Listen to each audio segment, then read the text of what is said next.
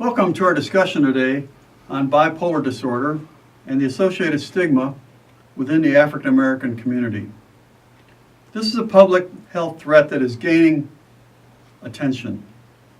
Physical or bodily public health threats such as infectious disease, smoking, motor vehicle safety, safe foods and drinking water, family planning or heart disease, stroke, and diabetes already have the attention. The Centers for Disease Control and Prevention lists 10 great public health achievements in the United States from 1900 to 1999, which focus on physical health and improvement in bodily afflictions. Mental health issues are not listed in the CDC achievements.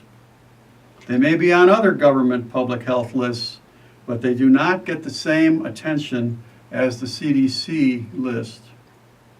The focus on bodily health rather than mental health is prevalent in society. And there is a stigma associated with mental health disorders. People would rather talk about how they're getting along with treatment for a heart ailment rather than how they're working with their psychiatrist and psychologist on mental health issues, especially bipolarism. Bipolarism in the African American community is picking up momentum as a public mental health threat. We are focusing on the African American community because that community and other minorities represent a special population in the United States. I'm Dave Kern, a graduate student in public health, and am introducing this discussion. Let me introduce our panelists today.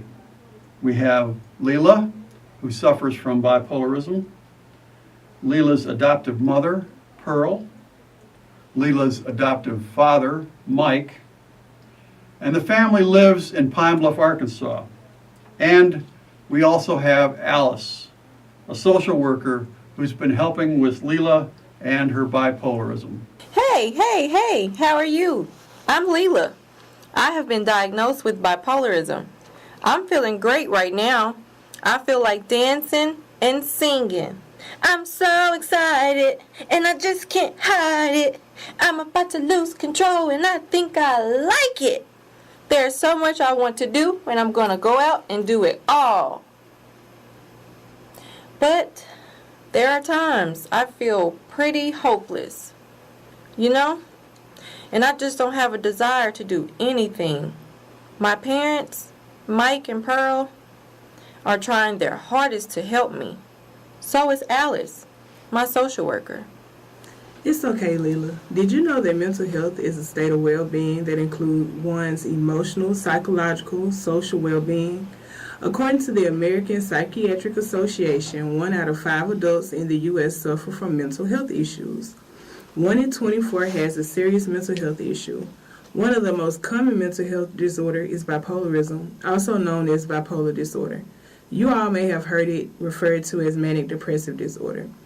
It is characterized by extreme shifts in mood, energy, activity levels, and the ability to carry out day-to-day tasks. There are 2 main types of bipolar disorder. Bipolar 1 disorder is characterized by manic episodes or periods of high physical activity or talking that usually last for about 7 days. Occasionally, manic symptoms can be so severe that hospitalization is required. Individuals with bipolar 2 disorder experience patterns of depressive episodes where a person seems paralyzed by intense, deflated feelings. I look and feel fine right now. So that means all is well and I'm normal. Right, everybody? Yes, you're normal. I've learned the effects of bipolar disorder can be felt in almost every aspect of Leila's life. This disorder has affected Leila's physical health, her relationships with friends and family, and on her job. We found on many occasions people in the community don't understand bipolar disorder. And because they don't understand, sometimes situations are handled incorrectly. I can become so gloomy and so down. I try to cheer up and become happy again, but it can be quite the challenge. We know you have mood swings, and we'll be here every step of the way, baby. We are doing the best we can to help our child. But I heard that there are some problems getting help for her, and I'm a bit concerned. From watching a bit from the news, I heard that there are about 2.3 million Americans who suffer from bipolar disorder. Now, amongst that rate, about 1 in 5 people with bipolar disorder commit suicide.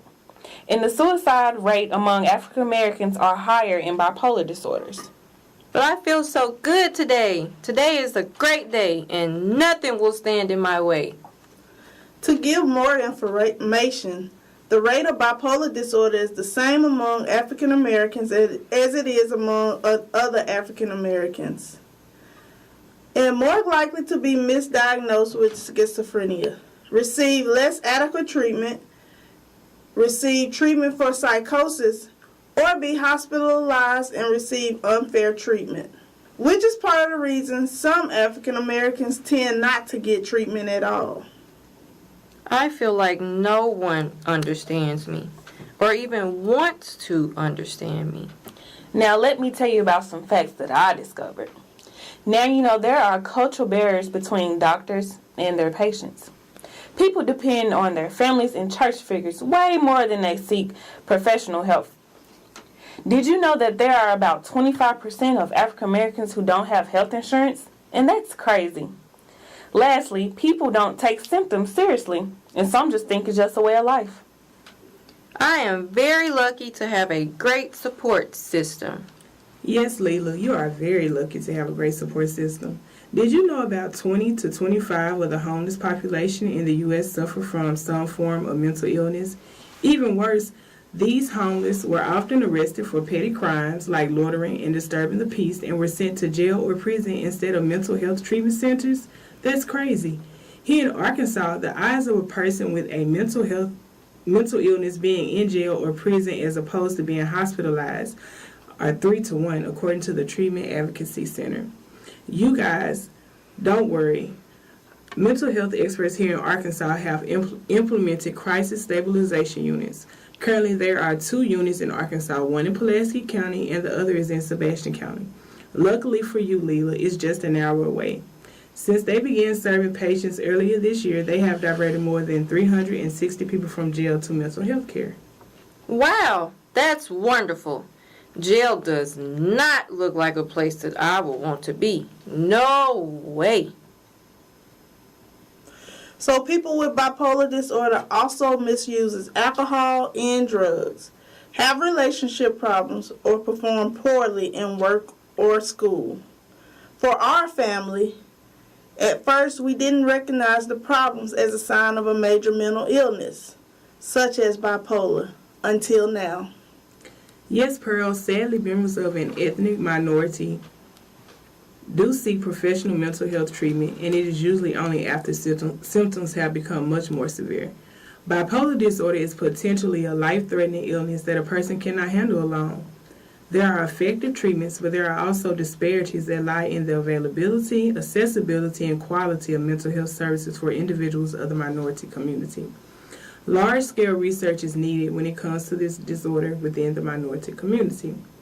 As the racial demographic of the U.S. continues to become more diverse, the mental health field faces the challenge of creating equal, culturally sensitive services for all.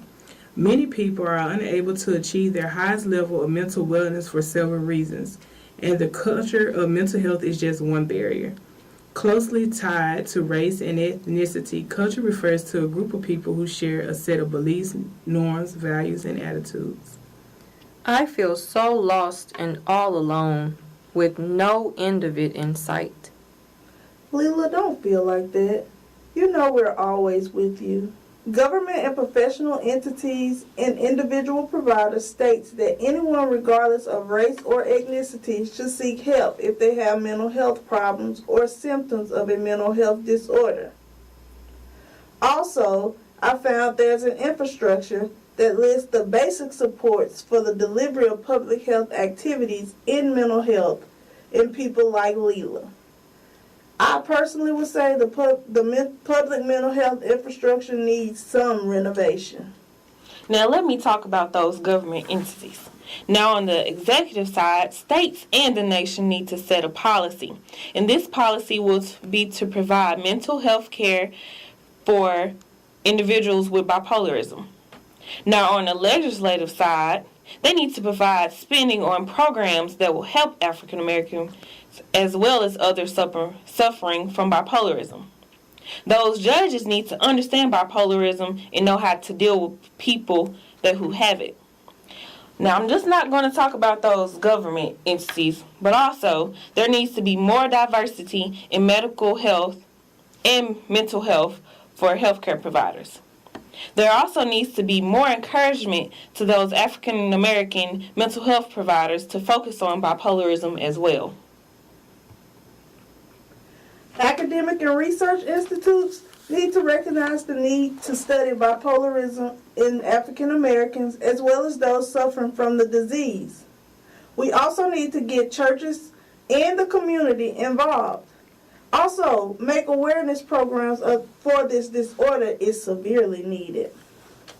I don't know where I'd be without you, Mom and Dad. Give me a hug, guys. Thank you. Thank you. I also have some recommendations for addressing Leela's current mental condition. You all know how important community engaged mental health practice is. We need to advocate for more programs or community discussion groups talking about society's stance against bipolarism within the African American community. Also, public health programs and policies should incorporate a variety of approaches that anticipate and respect diverse values, beliefs, and cultures in the community. This means everyone with this disorder should know that they will receive respect and the same treatment no matter what race they may identify with. It is essential to help people like Leela with bipolar disorder understand that they are human as well. Mental health practitioners need to be conscious and compassionate when treating individuals with bipolar disorder.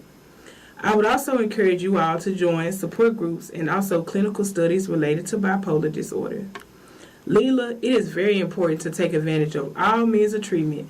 These include psychotherapy, medication, self-management strategies, aerobic, exercise, meditation, faith, and prayer. Mom, Dad, and Alice, I'm so glad you all are assisting me with educating others on mental health and bringing awareness to bipolarism. Also, thank you, Dave, for inviting us to participate on the panel. I appreciate all of you, as well as all of you, for tuning in and listening. Remember, be open to listening and providing feedback in a non-judgmental and condescending manner.